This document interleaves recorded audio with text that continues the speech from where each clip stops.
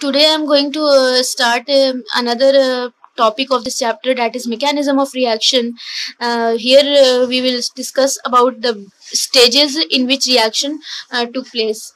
Whenever we used to see any balanced chemical equation, that given balanced chemical equation doesn't completely show how the reaction took place. It means that the given particular chemical reaction is not the true picture of the stages in which the reaction took place. There are very few reactions which get completed itself in single step. Most of the reaction takes several steps to complete itself. So in the mechanism of the reaction, we will see the stages, whether the reaction is completing in the single step, whether the reaction is completing in the multiple steps. This is what the topic I am going to discuss today, that is mechanism of reaction. So on the basis of stages into which the reaction is completed, the reaction can be called as elementary and complex reaction. We can call it as elementary or complex reaction. Elementary reaction, number one, and another one is complex reaction. These are the two type of reaction on the basis of the stages into which the reaction took place. Elementary reaction are those reaction which takes place in one step, which complete itself in one step. So here one step is present and the reaction is completed in single step. But the complex reaction are those which take more than one step. It takes several steps to complete itself. Here several step is needed for the completion of reaction. Starting with elementary reaction. Elementary reaction. Taking example, suppose a hypothetical equation is given over here: a plus b reacting to give some product. Here, let's suppose that this is a elementary reaction. So, if this reaction would be elementary reaction, then one important thing is that this reaction would complete itself in single step. The first thing to note down about this reaction is that single step is needed for the completion of this reaction.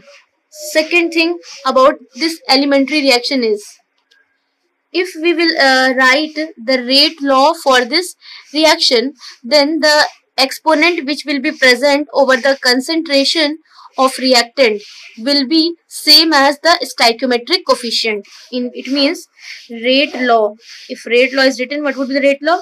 R is equal to K, product of concentration of reactant, raised to some power. And for elementary reaction, it is seen that when rate law is written, then the exponent which is present over here, exponent present over concentration of reactant will be equal to stoichiometric coefficient, will matches stoichiometric coefficient. So here the stoichiometric coefficient is 1, so the power which will be present over here will also be 1. So two important points which should be kept in mind for elementary reaction is that first thing, it is completed in single step.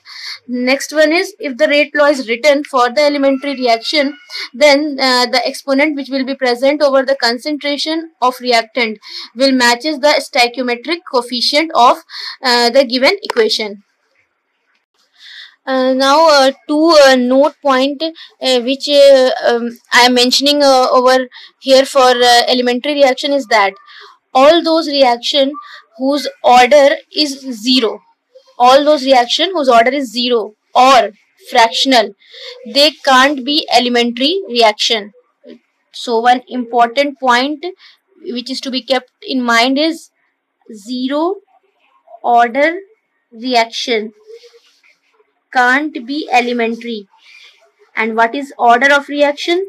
I have told in the previous video. I have explained about the order of reaction. So if any reaction is having 0 order, then it can't be elementary. And another thing, if any reaction is having order in fraction, reaction having fractional order, if order comes in form of fraction, then it could also not be elementary reaction, then it could also not be elementary. So if the reaction is having zero or fractional order, then it can't be elementary reaction.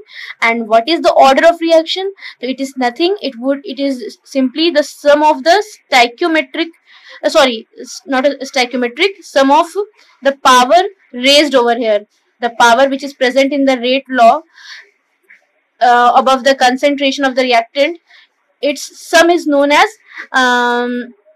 order of the reaction. So if you want to once more remember about this order of reaction, then you can see the previous video of this chapter. Now I am moving ahead towards the next type of reaction, that is complex reaction. Complex reaction, as I told earlier, complex reaction are those which is completed in several steps. So first point to be noted for this reaction is that it is completed in several steps. And all these simple several steps which is needed to complete the complex reaction can be also called as the mechanism of the reaction. So that simple steps which are involved for the completion of this complex reaction is referred to as mechanism of reaction. This mechanism of the reaction.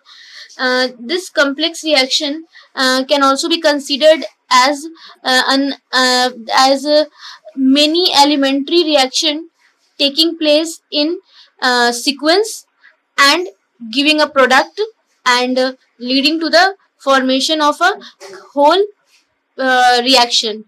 Means we can say that for a complex reaction there is need of small elementary reaction. There occur lots of elementary reactions, and that all elementary reaction consequently leads to formation of a product, and this is how a complex reaction is completed.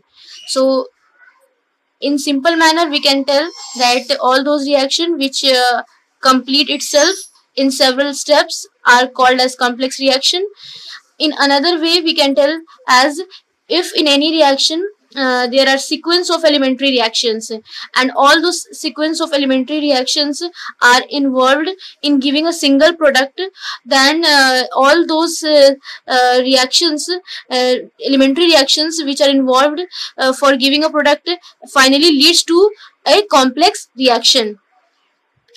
Now if we need to calculate the rate of this complex reaction, so as there are several steps present for this reaction, so among all those steps, the step which is the slowest one determine the rate of this complex reaction. So we can write next point as slowest step among all the steps which is needed to complete this reaction. The step which is the slowest one, it determines the rate of reaction. So for determining the rate of any complex reaction, we have to look for